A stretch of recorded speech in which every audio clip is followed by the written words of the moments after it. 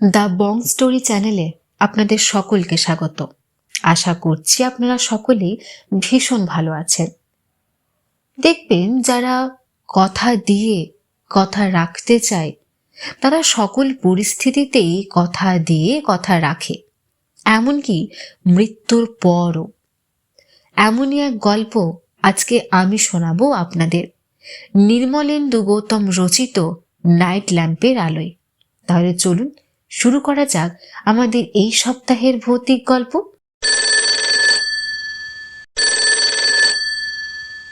বলতে গেলে শেষ মুহূর্তে টেলিফোন এলো পশুপতি বাবুর। বাড়ি থেকে বেরোনোর সময় হঠাৎ পড়ে গিয়ে তার পাটা সম্ভবত ভেঙে গেছে। বড় ভাইপো তাকে হাসপাতালে নিয়ে যাচ্ছে, কাজেই কোনোভাবেই তিনি আর আসতে পারছেন না। কাউকে যে পাঠাবেন তার পরিবর্তে সেটাও আর এই মুহূর্তে সম্ভব নয় তার পক্ষে। না, আর কিছু করার নেই, অসহায়ভাবে মনে মনে কথাটা ভাবলেন ভুবনবাবু। বেরোবার সময় উল্টো দিকের বাড়ির প্রকাশবাবুকে অনুরোধ করে যেতে হবে বাড়িটা দেখবার জন্য। অনুরোধ করলে অনুরোধটা নিশ্চয়ই রাখবেন প্রকাশবাবু। হাওড়া স্টেশন থেকে 7টায় ট্রেন, 5টা বাজতে এখন মিনিট 3 বাকি। একটু আগে আগেই বেরিয়ে পড়াটা ভালো, মনে মনে ভাবলেন ভুবনবাবু। মোড়ের কাছে গিয়ে একটা ট্যাক্সি ধরে হাওড়ায় পৌঁছাতে অন্তত ঘণ্টাখানেক সময় লাগবে। হাওড়া ব্রিজে জ্যাম থাকলে আরও 15-20 মিনিট লাগবে স্টেশনে পৌঁছাতে। একটু আগে আগে বেরিয়ে পড়লে আর শেষ মুহূর্তে ছুটোছুটি করতে হবে না। বাড়ির সবাই রেডি হয়েই ছিল, কাজী ভুবনবাবু বলতেই সবাই জিনিসপত্র সব তুলে নিয়ে বাইরে রাস্তার উপর এসে দাঁড়ালো। ভুবনবাবু পকেট থেকে চাবির গোছাটা বের করে দরজায় চাবি দিলেন। তালাটা টেনে একবার দেখে নিলেন ঠিকঠাক আছে কিনা। একটা ট্যাক্সি চাই এবার। বড় ছেলে সুমন ট্যাক্সি ডেকে আনবার জন্য চলে গেল বড় রাস্তার দিকে। প্রকাশবাবু বারান্দায় দাঁড়িয়েছিলেন। দরজায় তালা দিয়ে ঘুরে দাঁড়াতেই প্রকাশবাবু বারান্দা থেকে নেমে এসে দাঁড়ালেন ভুবনবাবুর সামনে। প্রকাশবাবু কিছু বলবার আগেই ভুবনবাবু বললেন, আপনাকে একটা অনুরোধ করব। খানিকটা অবাক হয়ে প্রকাশবাবু বললেন, কি অনুরোধ বলুন? আমার এক জ্যাঠতুতো ভাইয়ের ছেলে বইতেই দিন 7 জন্য আমরা শিলিগুড়িতে যাচ্ছি। 7 দিন পশুপতিবাবুর এসে এ বাড়িতে থাকবার কথা ছিল, কিন্তু থাকতে পারছেন না তিনি। পা ভেঙে খানিক আগে হাসপাতালে যেতে হয়েছে।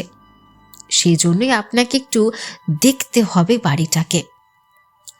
বলতে বলতে 2 হাত জড়ো করলেন ভুবনবাবু। এ কি, এর মধ্যে আপনার হাত জড়ো করবার কি আছে? বলেছেন দেখব, হেসে বললেন প্রকাশবাবু। খুশি হলেন ভুবনবাবু, নিশ্চিন্তও হলেন। বললেন, আপনাকে একটা টেলিফোন নম্বর দিচ্ছি, কোনো দরকার হলে সঙ্গে সঙ্গে আমায় একটা টেলিফোন করে দেবেন। বলে পকেট থেকে একটা নোটবুক বের করে ভাইয়ের বাড়ি টেলিফোন নম্বরটা তার একটা পাতায় লিখে পাতাটা ছিঁড়ে দিলেন প্রকাশবাবুকে। টেলিফোন নম্বরটা একবার দেখে নিয়ে প্রকাশবাবু বললেন, ঠিক আছে। ভুবনবাবু বললেন, আপনার টেলিফোন নম্বরটা আমার কাছেই আছে, আমিও আপনাকে ফোন করব রাতের দিকে। সেই ভালো, রাত 9টার পর আমি বাড়িতেই থাকব, অসুবিধে হবে না আমায় পেতে, প্রকাশবাবু বললেন। সুমন ট্যাক্সি নিয়ে আসছে, সেদিকে তাকিয়ে ব্যস্ত হয়ে উঠলেন ভুবনবাবু। বাড়ির সামনে ট্যাক্সিটা ঘুরিয়ে নিল ড্রাইভার। জিনিসপত্র ট্যাক্সিতে তুলে দিয়ে প্রকাশবাবুর দিকে ফিরলেন ভুবনবাবু। 2 হাত জড়ো করে বললেন, তাহলে চলি? প্রকাশবাবু বললেন, আসুন। আর কথা বাড়ালেন না ভুবনবাবু, ঘুরে দাঁড়িয়ে বাড়িটাকে একবার দেখলেন। তারপর এগিয়ে এসে হাত বাড়িয়ে ট্যাক্সির দরজাটা খুলে উঠে পড়লেন ট্যাক্সিতে। সঙ্গে সঙ্গে চলতে শুরু করলো ট্যাক্সি। শিলিগুড়িতে পৌঁছে রাতে একবার প্রকাশবাবুকে টেলিফোন করার কথা মনে মনে ভেবেছিলেন ভুবনবাবু, কিন্তু তারপর কেন জানি আর টেলিফোনটা করা হয়নি। আজ ঠিক 9টার সময় ডায়াল করলেন প্রকাশবাবুর নম্বরে। টেলিফোনটা প্রকাশবাবুই ধরলেন। ধরে বুঝি খানিকটা উত্তেজিত হয়ে বললেন, এক্ষুনি আপনাকে টেলিফোন করতে যাচ্ছিলাম। চমকে উঠে ভুবনবাবু বললেন, কিছু খবর আছে নাকি? আছে বলে 2 মুহূর্ত বুঝি মনে মনে গুছিয়ে নিয়ে এক নিঃশ্বাসে পুরো ব্যাপারটা ভুবনবাবুকে বলে ফেললেন প্রকাশবাবু।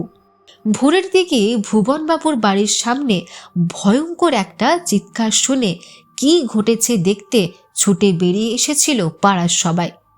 এসেই দেখতে পেয়েছিল প্রায় দলা পাকিয়ে পড়ে থাকা একটা লোককে। ভুবনবাবু দরজার সামনে সে পড়েছিল, কিছুতেই উঠতে পারছিল না লোকটি। কেউ যেন হাত পা ভেঙে ছুঁড়ে দিয়েছে তাকে। তার মুখের দিকে তাকিয়ে মনে হচ্ছিল ভয়ঙ্কর কিছু একটা দেখেছে সে। অনেক চেষ্টা করে লোকটির কাছ থেকে জানা গেছে সে ভুবনবাবুর ঘরে তালা ভেঙে ঢুকবার জন্য পা বাড়াতেই ভেতর থেকে কে যেন একজন বেরিয়ে এসেছিল। ঘুরে ছুটে পালাবার আগেই সে তাকে তুলে নিয়েছিল 2 হাতে। তারপর 2 হাতে তাকে ঘোরাতে ঘোরাতেই শূন্যে ছুঁড়ে দিয়েছিল। প্রায় 1 তলা সমান উঠে গিয়েছিল সে। নিচে আছড়ে পড়ে তার হাত পা সব ভেঙে গেছে। ঘর থেকে যে বেরিয়ে এসেছিল তাকে সে ঠিকমতো দেখতে পায়নি, শুধু বুঝেছে দারুণ শক্তি তার হাত থেকে পালানো অসম্ভব একটা ব্যাপার। সঙ্গে সঙ্গে পুলিশ ডেকে পুলিশের হাতে তুলে দেওয়া হয়েছে লোকটিকে। ভুবনবাবুর দরজার ভাঙা তালার জায়গায় নতুন একটা তালা লাগিয়ে দিয়েছেন প্রকাশবাবু নিজেই।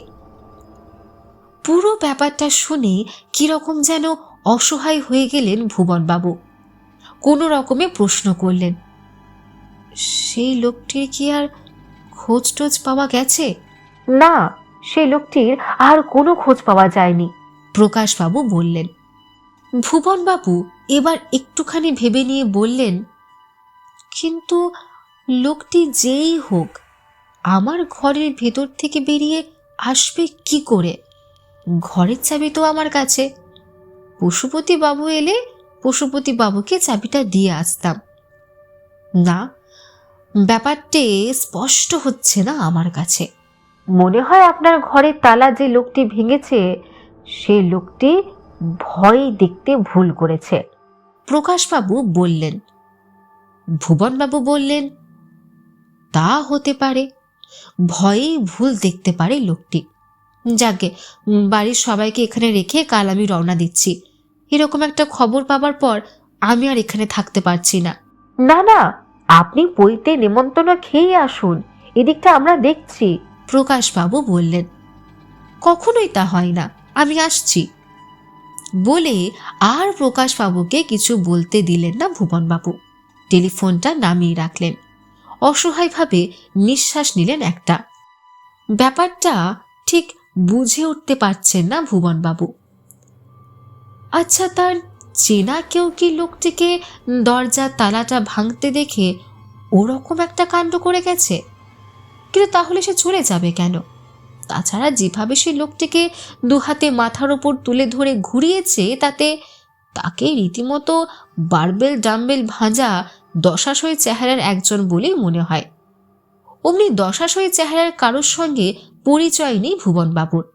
যদ্দূর মনে হচ্ছে ব্যাপারটা খুব একটা সহজ নয়। কিছু একটা রহস্য থাকতেই হবে ব্যাপারটার পেছনে। এখানে বসে ভেবে কিছুতেই সে রহস্যের কিনারা করতে পারবেন না ভুবনবাবু। ফিরে গিয়েও যে রহস্যটা সমাধান করতে পারবেন সেটাও ঠিক নয়, তবু তার যাওয়াটা একান্তভাবেই উচিত। বাড়ির সবাইকে রেখে কাল কলকাতায় ফিরে যাবেন শুনলেই ভুবনবাবুকে সবাই প্রশ্ন করতে শুরু করবে। কি ঘটেছে তা বললেই সবাই তার সঙ্গে ফিরে যেতে চাইবে কলকাতায়। কিন্তু পৈতে বাড়ির এই আনন্দ ছেড়ে সবাই ফিরে যাক সেটা কিছুতেই চান না ভুবনবাবু। তাকে শুধু ফিরে যাবার জন্য কিছু একটা গল্প বানাতে হবে। মনে মনে সেই গল্প এবার বানাতে শুরু করলেন। শেষ পর্যন্ত গুছিয়ে অফিসের একটা গল্প বানিয়ে দার্জিলিং মেলে কলকাতায় ফিরলেন ভুবনবাবু। জ্যাঠতুতো ভাই রেলের চেনা জানা একজনকে ধরে কোনো রকমে একটা রিজার্ভেশন টিকিট জোগাড় করেছিল, নাহলে কষ্ট করে জেনারেল কম্পার্টমেন্টেই ফেরার জন্য উঠতে হতো ভুবনবাবুকে। হাওড়ায় নেমে একটা ট্যাক্সি নিয়ে সোজা প্রকাশবাবুর দরজায় এসে নামলেন ভুবনবাবু। ট্যাক্সির শব্দ শুনেই প্রকাশবাবু বাইরে এসে দাঁড়ালেন। ভুবনবাবুর দিকে তাকিয়ে বললেন, দার্জিলিং মেলে এলেন? দার্জিলিং মেলেই এলাম, ভুবনবাবু ট্যাক্সিটাকে ছেড়ে দিয়ে বললেন। ট্যাক্সিটা চলে যেতেই প্রকাশবাবু বললেন, পৈতের নেমন্তন্নটা খেয়ে এলেই পারতেন, কিন্তু আসলে খবরটা শোনার পর না আর না এসে থাকতে পারছিলাম না। খানিকটা অসহায়ভাবেই বললেন ভুবনবাবু। নিন, ভেতরে চলুন, বলে ভুবনবাবুকে নিয়ে ভেতরে এলেন প্রকাশবাবু।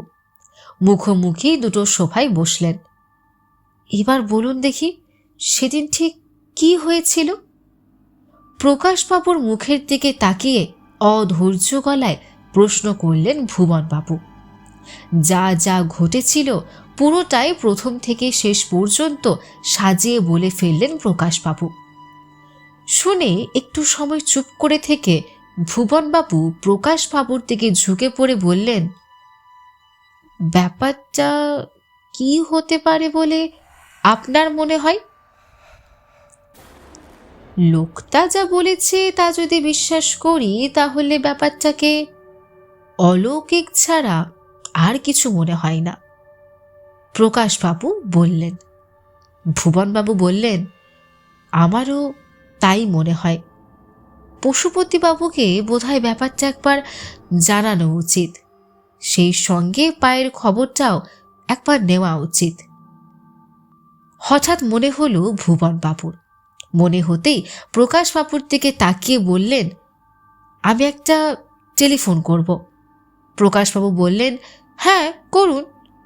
উঠে টেলিফোনের কাছে এলেন ভুবনবাবু। ডায়াল করলেন পশুপতিবাবুর নম্বরে। বার কয়েক রিং হবার পর পশুপতিবাবুই তুললেন টেলিফোনটা। বললেন, পশুপতি চাটুর্যে বলছি, আপনি কে বলছেন? আমি ভুবন সান্যাল বলছি। আগে আমায় বলুন আপনার পায়ের খবর কি, বললেন ভুবনবাবু। পশুপতিবাবু বললেন, পায়ে প্লাস্টার হয়েছে, ঘরবন্দি, কিন্তু টেলিফোন করছেন কোথা থেকে? কলকাতা থেকে আপনাকে টেলিফোন করছি।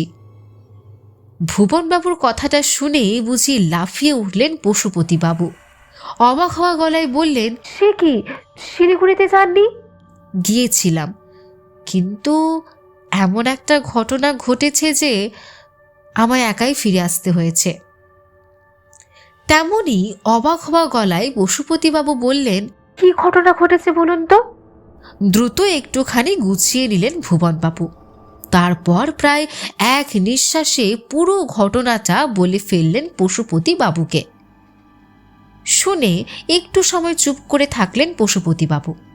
তারপর বললেন, আপনাকে এক্ষুনি একবার আমার এখানে আসতে অনুরোধ করছি। হঠাৎ ব্যাপারটা ধরতে না পেরে প্রশ্ন করলেন ভুবনবাবু। কেন অনুরোধ করেছি এলেই সেটা বুঝবেন। টেলিফোনে বলা যায় না? এবার প্রশ্ন করলেন ভুবনবাবু। পশুপতিবাবু বললেন, না, টেলিফোনে বলা যায় না। ঠিক আছে, আমি আসছি, বলে টেলিফোনটা নামিয়ে রাখলেন ভুবনবাবু। তারপর উঠে দাঁড়িয়ে প্রকাশবাবুর দিকে তাকিয়ে বললেন, এক্ষুনি আমায় একবার পশুপতিবাবুর বাড়িতে যেতে হবে, কিন্তু তাড়াতাড়ি ফিরবেন, আমার এখানে আপনার খাবার ব্যবস্থা হয়েছে। প্রকাশবাবু বললেন। ভুবনবাবু বললেন, ঠিক আছে, তাড়াতাড়ি ফিরব, বলে আর দাঁড়ালেন না। বেরিয়ে পড়লেন পশুপতিবাবুর বাড়িতে যাবার জন্য। ভুবনবাবুর কাছে ফের পুরোটা শুনলেন পশুপতিবাবু। জানলা দিয়ে দূরের দিকে তাকিয়ে কি যেন ভাবলেন। তারপর আস্তে আস্তে যে গল্পটা বললেন ভুবনবাবুকে সে গল্পটা শুনে কাঁটা দিয়ে উঠল ভুবনবাবুর সারা শরীর। অনুপম ছিল পশুপতিবাবুর ছেলেবেলার একমাত্র বন্ধু। স্কুলে পড়বার সময় থেকেই পাড়ার ব্যায়ামগারে ভর্তি হয়ে ব্যায়াম করতে শুরু করেছিল অনুপম। এমনিতেই বড়সড় চেহারা ছিল অনুপমের, ব্যায়াম করে আরও বুঝি বড়সড় হয়ে উঠেছিল চেহারাটা। অনুপমের বড়সড় চেহারার জন্যই সবাই সমীহ করে চলতো তাকে, ভয়ও পেত। অনুপম বলতো, আমি থাকতে তোকে কখনো কিছু ভাবতে হবে না, জেনে রাখ সব সময় আমি তোর সঙ্গে আছি, তুই যেটা পারবি না আমায় শুধু সেটা বলবি। বছর 10 আগে হঠাৎ এক বৃষ্টির রাতে বাড়িতে ফেরার পথে মোটরসাইকেল অ্যাক্সিডেন্টে সবাইকে ছেড়ে চলে গিয়েছিল অনুপম। আজও সেই রাতটার কথা ভোলেননি পশুপতিবাবু। ভুবনবাবুর বাড়িতে যাবার জন্য বেরিয়ে পা ভাঙতেই মনে মনে সে অনুপমকে ভেবেছিলেন পশুপতিবাবু। অনুপম থাকলে ঠিক বলতো, কিচ্ছু ভাবতে হবে না তোকে, আমি গিয়ে রাতে থাকবো তোর ভুবনবাবুর বাড়িতে। পশুপতিবাবুর স্থির বিশ্বাস, ঘরের তালা ভেঙেছিল যে লোকটি, সেই লোকটিকে অমনিভাবে ছুড়ে দিয়েছিল অনুপম। ভুবনবাবু বুঝি কিছু আর ভাবতে পারছেন না পশুপতিবাবুর কথাটা শুনে। শেষ পর্যন্ত বললেন, ঠিক তাই, তাহলে লোকটিকে অমনিভাবে ছুঁড়ে ফেলে সে কখনো চলে যেত না। ছোট করে হাসলেন পশুপতিবাবু। অনুপমকে নিয়ে আর কিছুক্ষণ গল্প করে ভুবনবাবু উঠে পড়লেন। রাতের খাওয়া সেরে দরজায় লাগানো নতুন তালার চাবিটা প্রকাশবাবুর কাছ থেকে চেয়ে নিলেন ভুবনবাবু। রাতে নিজের বাড়িতেই থাকবেন। যদিও খেতে বসে তার বাইরের ঘরটাতে থাকবার জন্য বারবার অনুরোধ করেছিলেন প্রকাশবাবু, কিন্তু ভুবনবাবু রাজি হননি। আসলে কেন জানি মনে হয়েছিল বাড়ির সামনেই অন্য বাড়িতে শুয়ে ঘুমটা ঠিকঠাক আসবে না। খাওয়া দাওয়ার পর আর প্রকাশবাবুর সঙ্গে বেশিক্ষণ গল্প করলেন না ভুবনবাবু। 10:30 বাজতে বাজতেই উঠে পড়লেন। তারপর চাবিটা হাতে করে সোজা এসে দাঁড়ালেন বাড়ির তালা বন্ধ দরজার সামনে। চাবি ঘুরিয়ে দরজাটা খুললেন। ভেতরে ঢুকতে গিয়ে হঠাৎ মনে পড়ল অনুপমের কথা। কেন জানি ঘরের ভেতর অনুপমকে স্পষ্ট অনুভব করলেন ভুবনবাবু। কাঁটা দিয়ে উঠল তার সারা শরীর। বড় করে একটা শ্বাস নিলেন নিজের অজান্তেই। অন্ধকারের ভেতরেই কোনো রকমে দ্রুত পা ফেলে সুইচ বোর্ডের কাছে এসে একটা সুইচ টিপলেন ভুবনবাবু। আলো জ্বলল না। বুকের ভেতরটা লাফিয়ে উঠল। মুহূর্তে পরে সুইচটা টিপলেন, আলো জ্বলে উঠল। সুইচ বোর্ডের দিকে তাকালেন ভুবনবাবু। প্রথমে প্লাগের সুইচটা টিপেছিলেন বলে আলোটা জ্বলেনি, বুঝতে পারলেন। কপালে কি ঘাম জমেছে?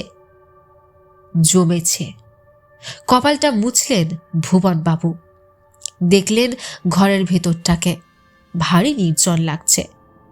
ভুবনবাবু এক্ষুনি শুয়ে পড়বেন, অকারণে জেগে থাকবার কোনো দরকার নেই। কথাটা ভেবেই নিজের ঘরে এলেন ভুবনবাবু। বিছানাটা একবার দেখে নিয়ে বড় আলোটা নিভিয়ে নাইট ল্যাম্পটা জ্বালিয়ে শুয়ে পড়লেন। সহজে আজ ঘুম আসবে না বুঝতে পেরেও চোখ বুজলেন ঘুমোবার জন্য। সঙ্গে সঙ্গে ভুবনবাবুর মনে হলো পাশে এসে কেউ বুঝি দাঁড়ালো, তারপর ঝুঁকে পড়ল তার উপর। নিশ্চয়ই অনুপম। না, তাছাড়া কেউ হতেই পারে না। কি জানি, কিছু হয়তো বলতে চাই অনুপম। ভুবনবাবুর কাছ থেকে কিছু শুনতেও চাইতে পারে। সেজন্যই ঝুঁকে পড়েছে ভুবনবাবুর ওপর। চেষ্টা করেও কিছুতেই বুঝি চোখ খুলতে পারছেন না ভুবনবাবু, নাড়াতে পারছেন না শরীরটাকে। উত্তেজনায় দারুণভাবে এবার হাঁপাতে থাকলেন ভুবনবাবু। দুহাতে মুঠো করে ধরলেন বিছানার চাদর। উত্তেজিত নিঃশ্বাসে ওঠানামা করতে থাকলো বুকটা। ভুবনবাবুর দিকে যে ঝুঁকে আছে, যাকে অনুপম ছাড়া আর কিছু ভাবতে পারছেন না ভুবনবাবু, সে বুঝি হঠাৎ একটা শব্দহীন ঠান্ডা হাওয়ার তরঙ্গ হয়ে গেল। ভুবনবাবুর চারিদিক ঘিরে একটু একটু করে ঘরের ভেতরে অস্থিরভাবে ছড়িয়ে পড়ল সে শব্দহীন ঠান্ডা হাওয়ার তরঙ্গ। কি মনে হলো দুহাত জড়ো করে ভয়ে ভয়ে ভাঙা গলায় কোনো রকমে ভুবনবাবু বললেন, আপনাকে আমি ঠিক চিনতে পেরেছি।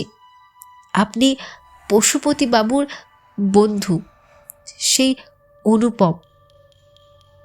পশুপতি বাবুর জন্য আপনি সব করতে পারেন, তাও বুঝে ফেলেছি। লোকটিকে যে আপনিই ছুঁড়ে ফেলে দিয়েছিলেন সেদিন রাত্রে, সেটা আমি বুঝে ফেলেছি পশুপতি বাবুর কাছে আপনার গল্প শুনে। আপনাকে যে আমি কি বলবো ভেবে উঠতে পারছি না। ভুবনবাবুর কথাটা শেষ হওয়ার আগেই শব্দহীন ঠান্ডা হাওয়ার সেই তরঙ্গ মিলিয়ে গেল ঘরের ভেতর থেকে। শিথিল হয়ে গেল ভুবনবাবুর সারা শরীর। ভুবনবাবু স্পষ্টই বুঝতে পারলেন আর কোনো কারণে নয়, তার কাছ থেকে এই কথাগুলোই শুনতে এসেছিল অনুপম। কথাগুলো শোনার পর আর এক মুহূর্ত অপেক্ষা করেনি। বড় করে একটা শ্বাস নিলেন ভুবনবাবু। নাইট ল্যাম্পের মৃদু আলোয় আর চারিদিকের নির্জনতায় এবার একটু একটু করে ঘুম নামতে থাকলো ভুবনবাবুর দু চোখে। আশা করছি আমাদের এই সপ্তাহের গল্প আপনাদের ভালো লেগেছে। আপনাদের কেমন লেগেছে তা অবশ্যই আমাদের জানাবেন। আপনাদের সাথে আবার দেখা হবে পরের সপ্তাহে অন্য কোনো নতুন গল্প নিয়ে।